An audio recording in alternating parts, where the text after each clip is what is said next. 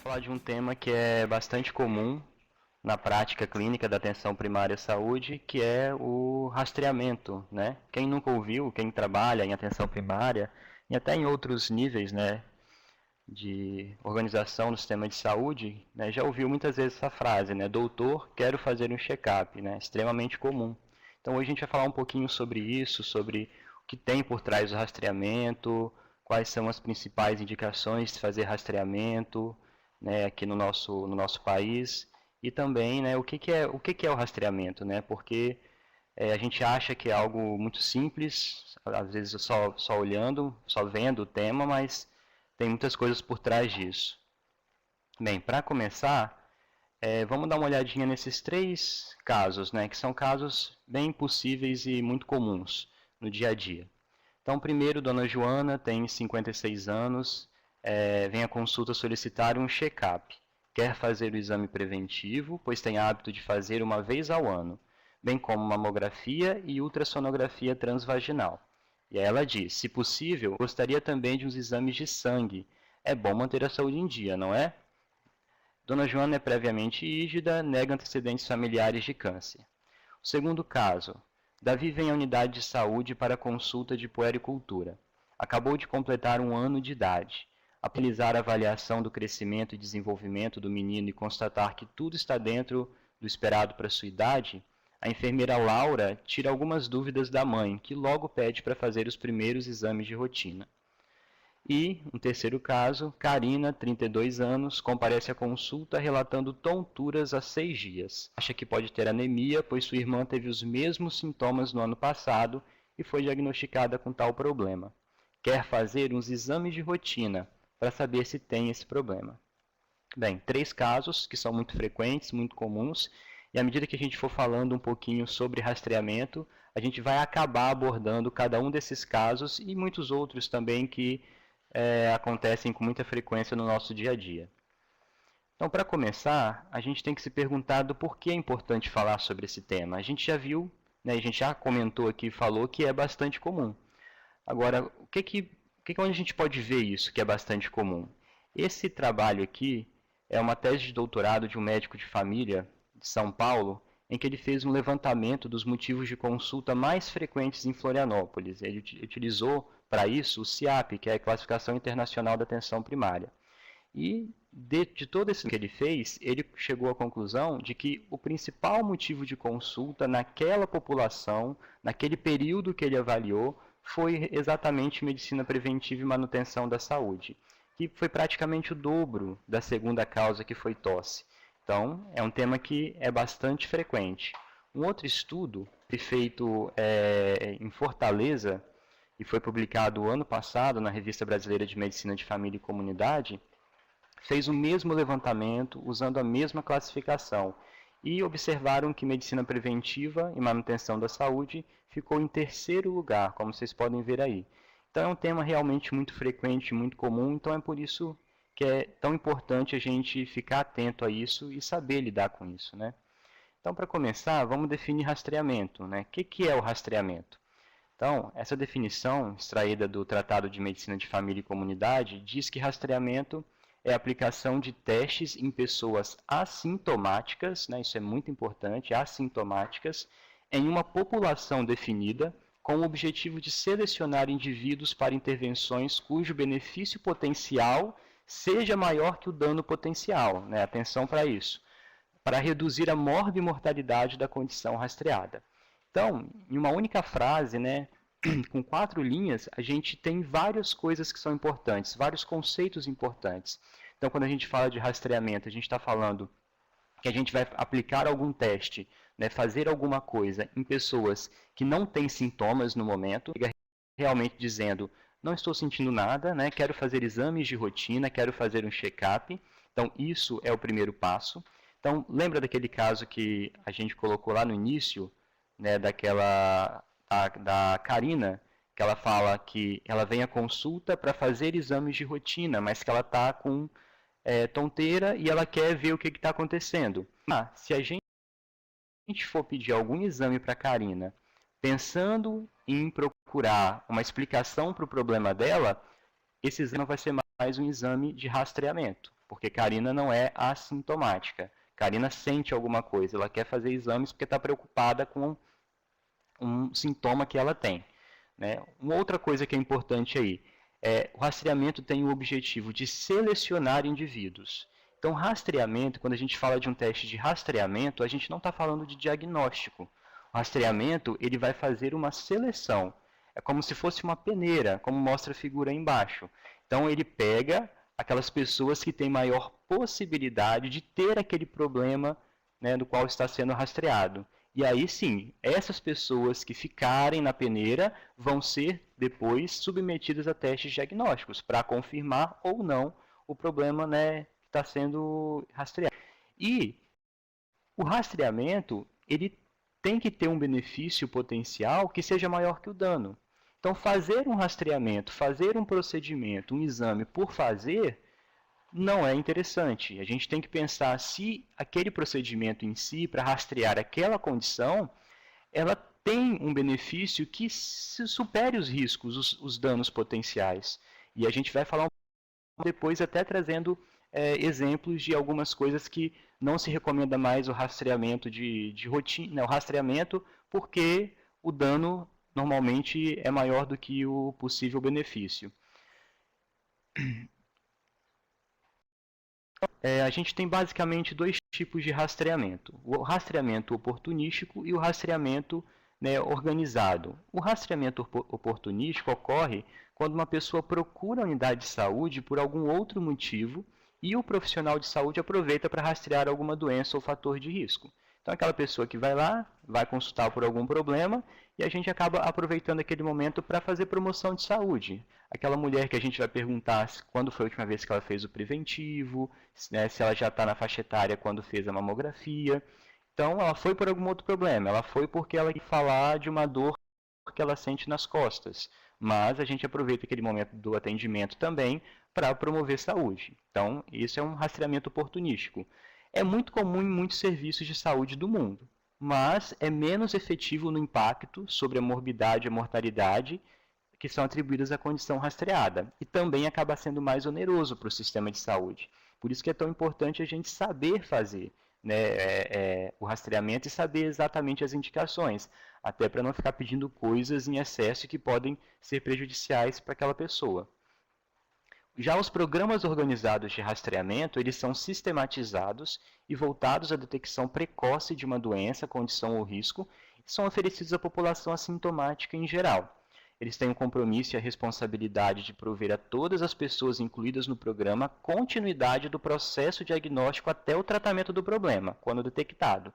Isso é muito importante. Não adianta nada a gente ter um rastreamento para alguma coisa que não vai conseguir oferecer para aquelas pessoas que a gente está fazendo rastreamento uma continuidade do diagnóstico e tratamento. Então, mesmo que eu sei que eu tenho que pedir para uma certa faixa etária, em certas condições, né, uma pesquisa de sangue oculto nas fezes, por exemplo, se o meu serviço não vai oferecer depois uma colonoscopia com biópsia para aquele paciente que o exame de rastreamento deu positivo poder acessar e fazer, eu me perco no rastreamento, né? Eu aumento o risco de gerar aí mais ansiedade na pessoa, porque a pessoa vai ter um exame que vai estar positivo para alguma coisa e a gente não vai ter o que fazer com ela. Então tem que ter esse cuidado também. É muito importante que um programa de rastreamento ele garanta isso. Ele garanta a continuidade, tanto do processo diagnóstico como também do tratamento. E também deve garantir o rastreamento para a maioria da população suscetível. Né? É um tipo de programa de abordagem populacional. Então, precisa garantir isso. Então, os critérios para a introdução de um programa de rastreamento, né, a gente pode dividir em 3 classes, relacionadas às características da doença, do teste e da população. Em relação às características da doença, tem que ter significativo na saúde pública, claro, né, se for uma doença que a gente quase não vê, quase não ouve falar, não tem uma prevalência boa, não tem porquê, né, fazer um exame, um programa de rastreamento para isso. Tem que ser uma doença que tem um período assintomático durante o qual a detecção é possível, porque se não tiver, a gente não está falando de rastreamento. Se a gente for aplicar algum teste em uma pessoa sintomática, não é rastreamento. Então, a doença tem que ter esse período assintomático no qual é possível ser achada. E tem também que ter melhora nos desfechos pelo tratamento durante o período assintomático. Então, se eu detecto uma doença por um teste de rastreamento, tem a maior possibilidade, né? Submete ao diagnóstico, vê que confirma que é aquela doença. E não tem, o tratamento não tem diferença, fazer o tratamento na fase assintomática ou sintomática, não tem por que gastar recurso com um programa de rastreamento para aquele problema. Né? Vai esperar aparecer sintoma e vai tratar da mesma forma. Então não vale a pena. Em relação às características do teste, é importante que ele tenha sensibilidade suficiente para detectar a doença no período assintomático, né? Lembrando que sensibilidade é a capacidade que um teste tem de dar positivo dentre aquelas pessoas que têm o problema. Então, um bom teste de rastreamento tem que ter uma ótima sensibilidade, porque ele tem que pegar muitas pessoas que possivelmente têm o problema. Também tem que ter uma boa especificidade, né? Então uma especificidade suficiente para minimizar os resultados falsos positivos. Né? Então, quanto maior a especificidade, menor os falsos positivos. Né? O que é o falso positivo? É aquele que o teste deu uma resposta positiva, mas que não tem a doença. Então, se eu tenho muitas pessoas, se o teste está dando positivo para muitas pessoas que não têm o problema, isso é ruim, claro, né? Porque aí a pessoa vai ser criada uma angústia muito grande na pessoa, vai se gastar muito recurso depois, porque a pessoa vai ter que ser submetida a procedimentos de diagnóstico e não vai ter o problema. Então, também tem que ter uma especificidade boa. Né? E tem que ser um teste aceitável para as pessoas, claro, né? A gente tem que pactuar tudo que a gente faz. Então, se for um teste que vai ser, de uma certa forma, ruim para a pessoa, seja em termos biológicos, né, psíquicos, também não vale a pena. Em relação às características da população rastreada, tem que ter uma prevalência suficientemente alta da doença que justifique o rastreamento. Então, uma certa doença pode ser muito prevalente em uma população de uma área e naquela área se justifica um programa de rastreamento para aquela doença. Porém, a mesma doença pode não ser tão prevalente em outra área e nessa outra área não se justificaria um programa de rastreamento. Também é importante que tenha um cuidado médico acessível, né, e que tenha pessoas dispostas a aderir à sequência de investigação e tratamento, que é aquilo que a gente está falando. Né? Se a gente tem um teste de rastreamento, a gente tem que ter depois, né, a possibilidade de estar fazendo o teste diagnóstico e o tratamento. E aí, tem várias ferramentas para a nossa prática clínica, para o nosso dia a dia dentro da atenção primária, que são importantes que a gente saiba que existem, porque elas acabam influenciando diretamente na aplicação do rastreamento. Então, a epidemiologia clínica, a medicina baseada em evidências, a prevenção quaternária, são conceitos fundamentais que a gente conheça, pelo menos um pouco, para entender o que é o rastreamento, como se faz o rastreamento e o que tem por trás disso. Então, a gente vai falar um pouquinho de cada uma dessas. Então, na epidemiologia clínica, aquilo que a gente já falou de sensibilidade, de especificidade, né? Um bom teste de rastreamento, ele tem alta sensibilidade. Então, conceitos muito importantes, né, que a gente já trouxe, da sensibilidade, da especificidade, do que são os falsos positivos e os falsos negativos, né? E aí eu trouxe essa tabela aqui, que foi retirada do caderno de atenção básica sobre rastreamento do Ministério da Saúde, só para a gente ter um exemplo do que é a sensibilidade e do que é a especificidade. Então, essa tabela é uma tabela 2x2, né, que serve para avaliar um teste diagnóstico, né, um teste para a gente poder avaliar a qualidade desse teste. Então, na coluna aqui da esquerda, a gente vê, né, o teste positivo, o teste negativo, né, e horizontalmente a doença, presente e ausente. Então, o que é um teste que tem boa sensibilidade? É um teste que consegue detectar teste que dá positivo dentro daquela população que tem o problema, que tem a doença. Então, a gente olhando a tabela, a gente vê, né, que um teste positivo na doença presente, nesse caso, deu 5. Quantas pessoas que teste negativo na doença presente? Nenhuma. Então, no total de pessoas que têm a doença, que são 5, o teste deu positivo para 5. Então, é um teste que tem sensibilidade de 100%. Ele pegou todo mundo que tem a doença. Né? Então, isso é importante a gente entender e conhecer um pouquinho desses conceitos para saber quando que a gente pode fazer um rastreamento, quando que a gente não deve fazer. Vamos falar mais um pouquinho de medicina baseada em evidências. O que é isso? Né? É a integração das melhores evidências disponíveis na literatura com a experiência clínica individual e a preferência das pessoas. né? Então, abrange várias coisas também. Tem o objetivo de reconhecer o papel da evidência na tomada da decisão clínica efetiva e também descrever uma abordagem sistemática no processo de solução do problema clínico. E aí, quando a gente pensa em medicina baseada em evidências, a gente tem 4 etapas que a gente precisa seguir. A primeira etapa, que é formular uma questão que possa ser respondida. Então, a gente tem que ter esse cuidado no momento que a gente vai pensar em alguma coisa para responder a algum problema. A segunda etapa, que é buscar a melhor evidência científica. Então, a gente precisa conhecer fontes de dados, né, fontes de estudos confiáveis, né, para saber onde a gente pode buscar uma boa evidência. Mas não basta saber onde se pode buscar uma boa evidência, é importante saber também avaliar criticamente essa evidência, que é a terceira etapa, para então, na quarta etapa, poder aplicar a evidência.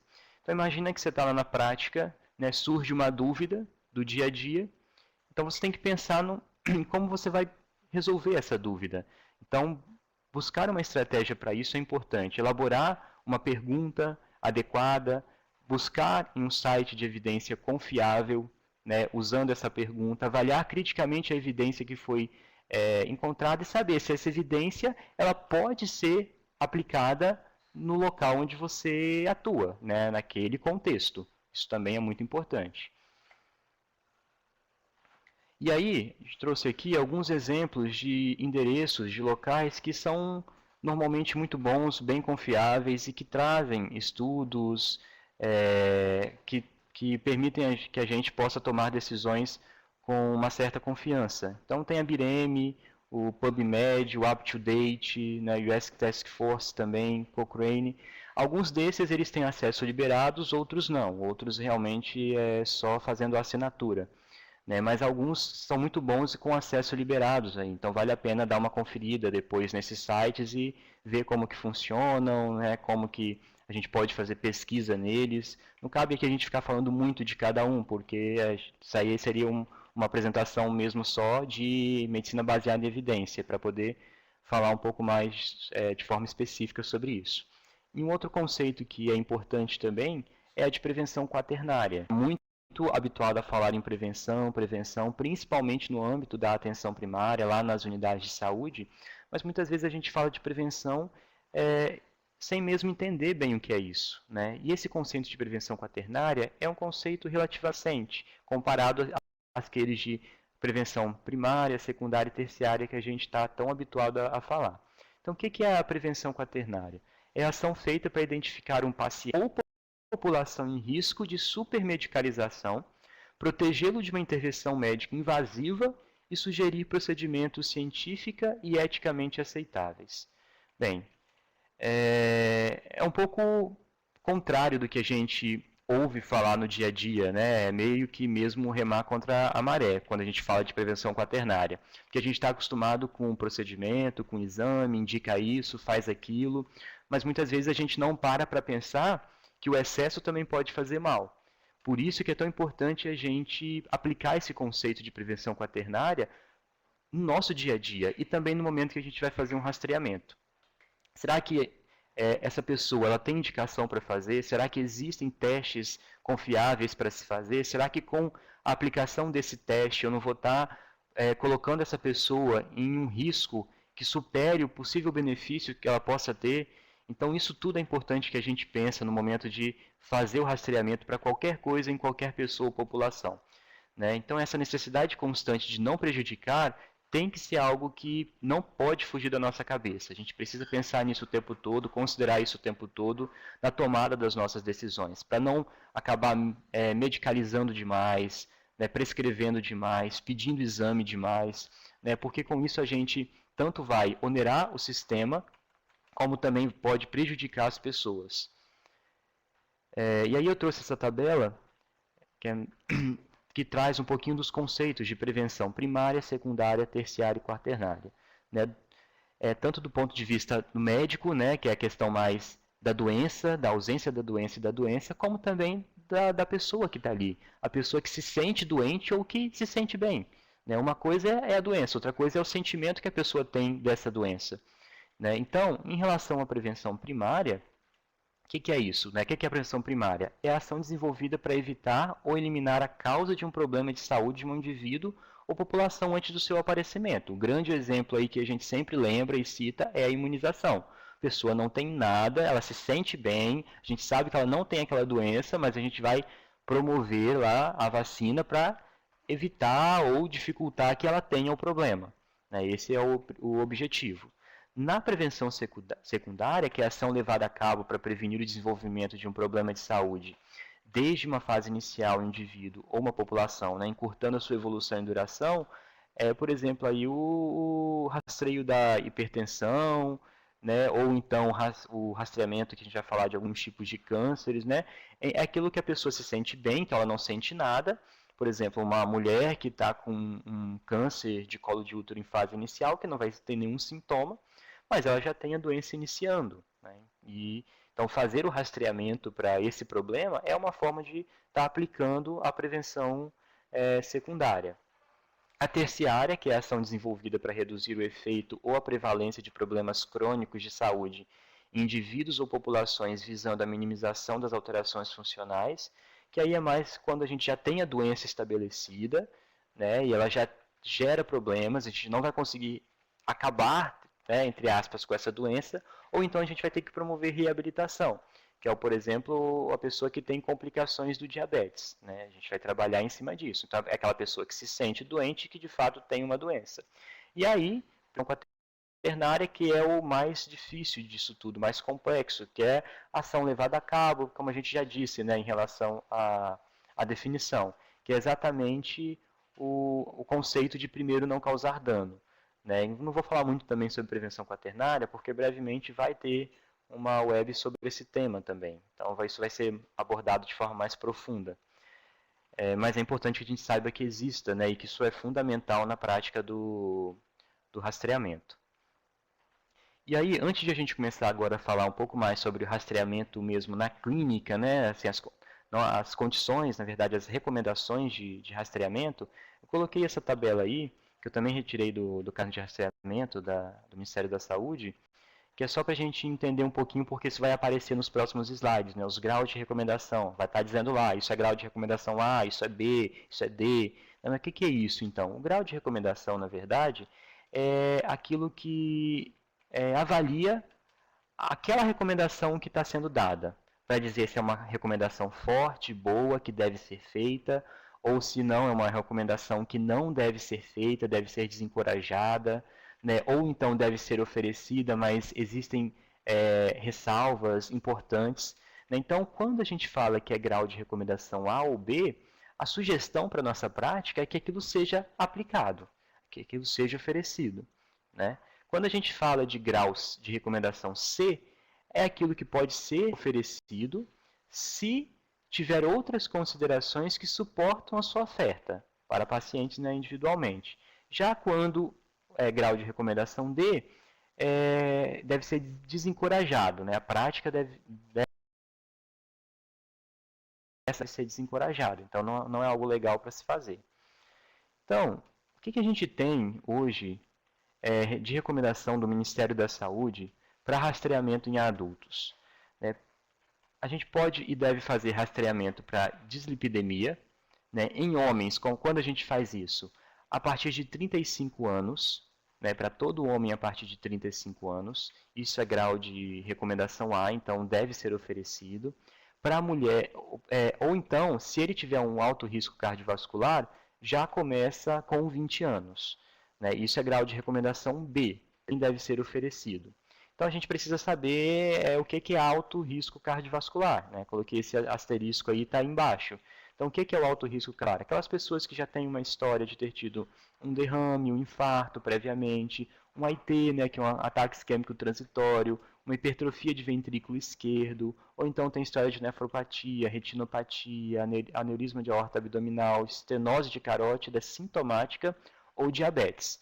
Então, se tiver qualquer uma dessas coisas, já é alto risco cardiovascular. Então, entra nessa faixa dos 20 aos 35 anos, já começa a fazer com 20. Para as mulheres, deve-se começar com 45 anos, 10 anos mais tarde, né, quando não tem alto risco cardiovascular. Isso porque as mulheres elas levam uma vantagem, e tem até a ver com a questão hormonal. O estrogênio ele também é um protetor, né? Então a mulher nessa idade ela ainda está com ciclo regular menstrual, ou ciclo menstrual regular, ela já está, né, a questão dos hormônios que fazem essa proteção também. Então, na mulher que não tem alto risco cardiovascular, deve ser começado com 45 anos. Já para as que têm, é a mesma coisa que os homens, com 20 anos. Outra coisa que é importante é o rastreamento de hipertensão. Muitas vezes a pessoa não sabe que tem hipertensão porque não sente nada, mas já tem o problema.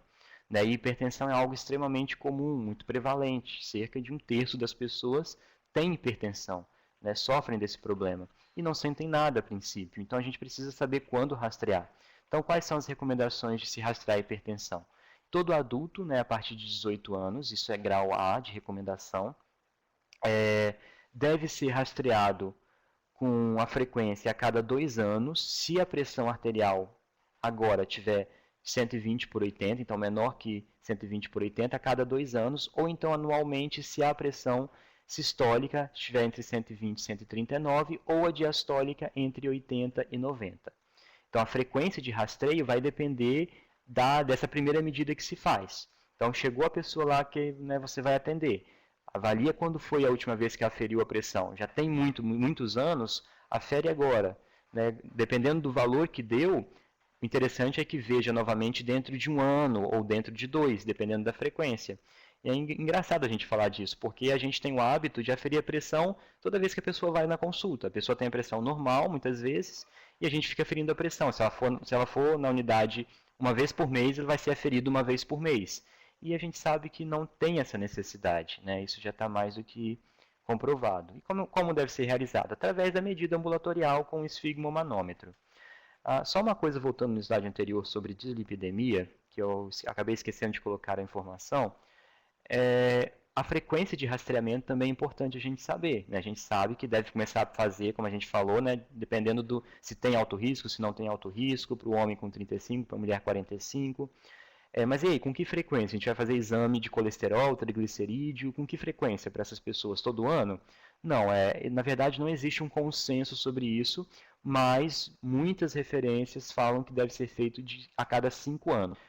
Né? Então, é aquela história, né? Eu tenho que fazer meus exames de rotina todo ano, né? A gente sabe que vai depender do que você está procurando rastrear. Se for dislipidemia, não. Né? Seria a princípio de 5 em 5 anos, que é o que normalmente é mais aceito, embora não haja um consenso sobre isso.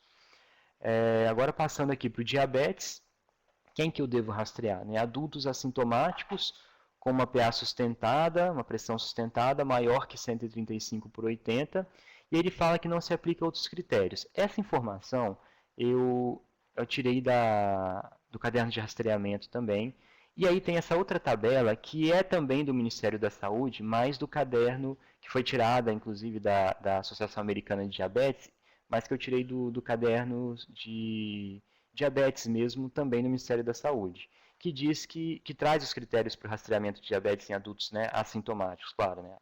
Até está repetindo aí, né? Rastreamento é assintomático. Então, excesso de peso e um dos seguintes fatores de risco. Então, se a pessoa tiver um IMC maior que 25, mais pelo menos um dos fatores abaixo. História de pai ou mãe com diabetes, hipertensão arterial, história de diabetes gestacional ou de recém-nascido com mais de 4 quilos, dislipidemia, exame prévio de hemoglobina glicada maior ou igual a 5,7, ou tolerância à glicose ou glicemia de jejum alterada, obesidade severa com acantoses, síndrome de ovário policístico, história de doença cardiovascular, a gente falou do alto risco, inatividade física. Ou, simplesmente, se tiver o sobrepeso, né, e for maior ou igual a 45 anos, não, só uma correção, aí, independente de sobrepeso, se tiver pelo menos 45 anos de idade, ou ainda se tiver um risco cardiovascular moderado. E também não existe assim, um consenso sobre a frequência de se fazer, mas alguns estudos apontam que deve ser feito a cada 3 ou 5 anos. Então, essa tabela resume de forma geral as principais recomendações, né, que o Ministério da Saúde traz. Então, tem aqui um pouco do que a gente já falou, mas também rastreamento para tabagismo, todos os adultos, incluindo as gestantes, grau de recomendação A, então é muito importante isso. Como é que a gente faz isso? Né? Perguntando, no momento do atendimento, perguntar se fuma, se já fumou, uso de álcool, né? Então rastreio e intervenção, todos os adultos, incluindo gestante, é grau B de recomendação, e obesidade também para todos os adultos é grau B. Que a gente não vai ficar falando também muito a fundo como vai fazer cada um desses, senão seria, cada um desses, na verdade, poderia render uma aula também, aí se prolongaria muito, né? Já em relação às crianças, né, porque até agora a gente falou do rastreamento nos adultos, em relação às crianças, essa tabela também tirei do caderno de rastreamento, ele traz os testes que são feitos através do teste do pezinho, então rastreamento para anemia falciforme, hipotireoidismo, fenilcetonúria, isso é grau de recomendação A, e alguns outros que hoje em dia são feitos, né, esse material na verdade é de 2010, então pelo teste do pezinho já se pega até outras coisas, assim, então isso é grau de recomendação A, deve ser feito. O teste da orelhinha também muito famoso, né, que normalmente toda criança faz, e testes também para acuidade visual, que aí deve ser feito durante a puericultura. Aqui nessa tabela não tem o teste do reflexo vermelho, também, que é importante. Então também tem essa recomendação de ser feito logo nos primeiros dias de nascimento e pelo menos uma vez por ano durante as consultas de puericultura, até os 3 anos de idade. Então é importante fazer isso também.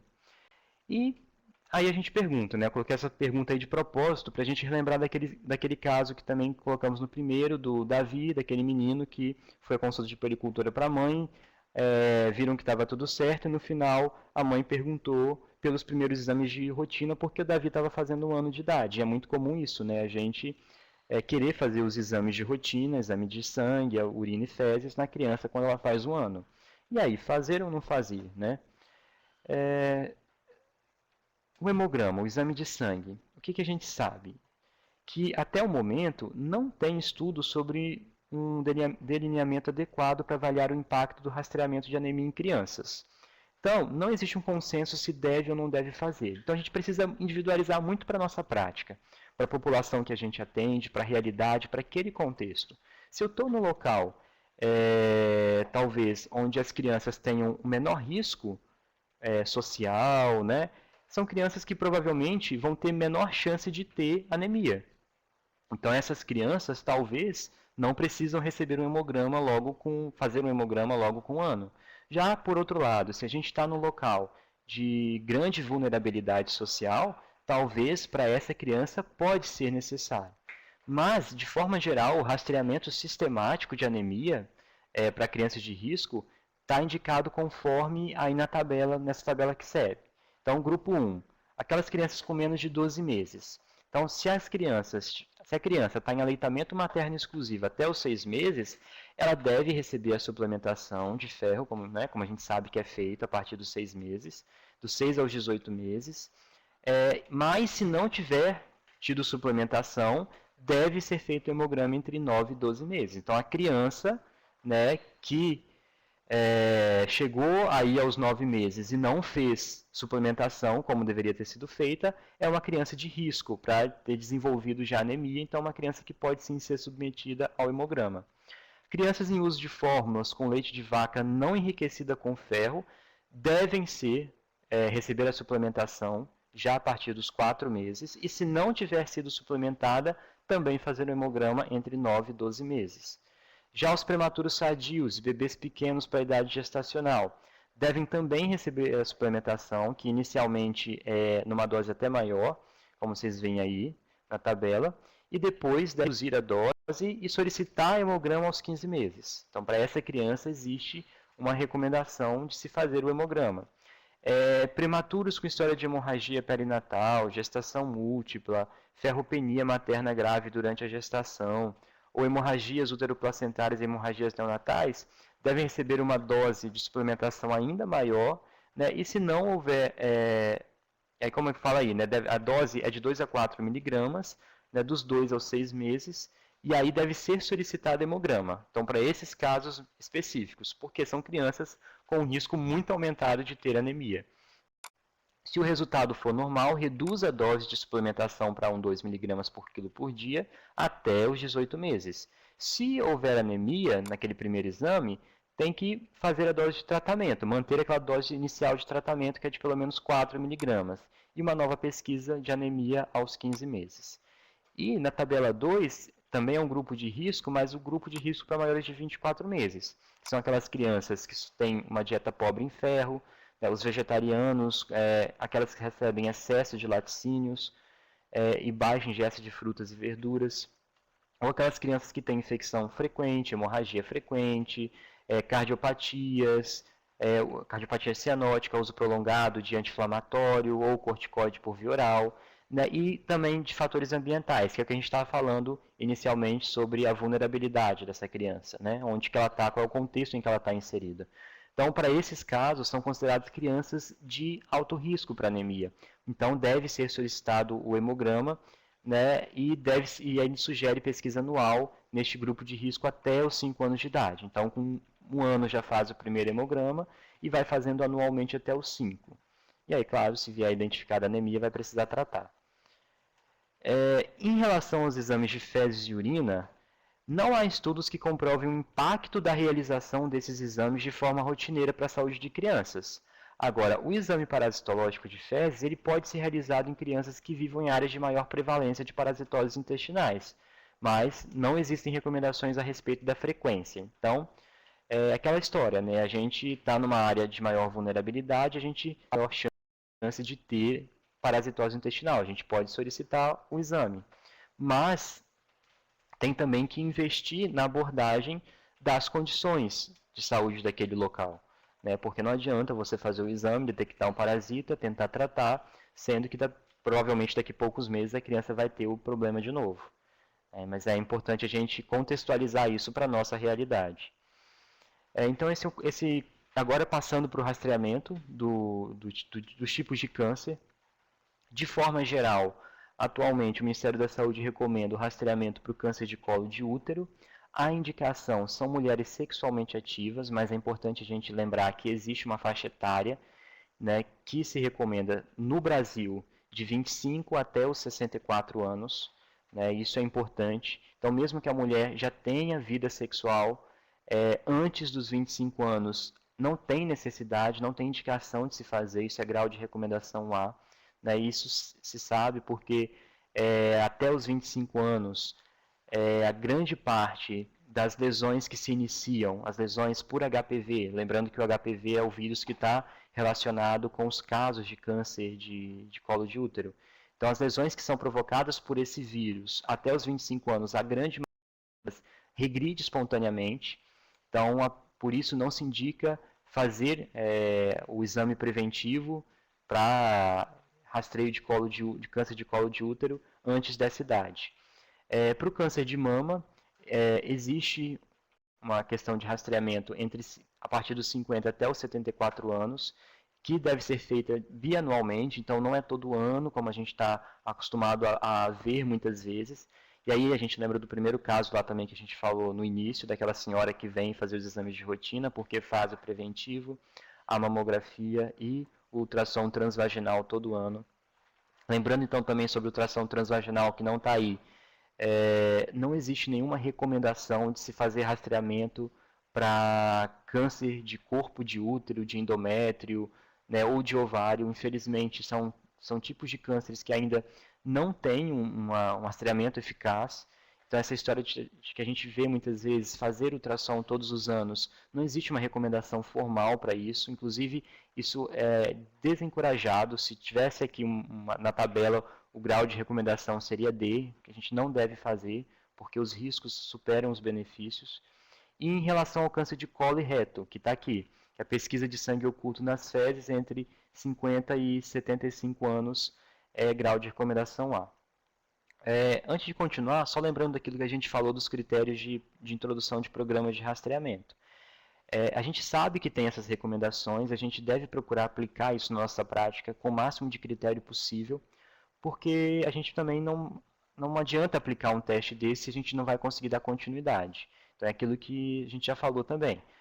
Se eu não vou conseguir um uma colonoscopia para o paciente, eu sei que vai ser extremamente complicado, será que vale a pena eu fazer esse teste de rastreio? Então eu tenho que colocar isso para o contexto que eu tô vivendo ali, que eu estou atuando. Não é simplesmente também seguir cegamente o que está aqui, a gente tem que contextualizar tudo.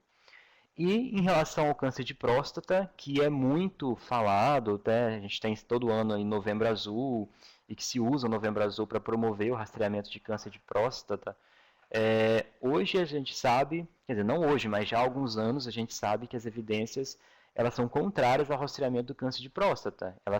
O rastreamento causa mais danos do que traria benefícios. E aí, para a gente entender um pouquinho por que isso acontece em relação ao câncer de próstata, eu trouxe essa figura que retrata um estudo feito, um estudo muito grande, que pegou 2 grupos de 1.000 homens e acompanhou esses grupos durante 10 anos.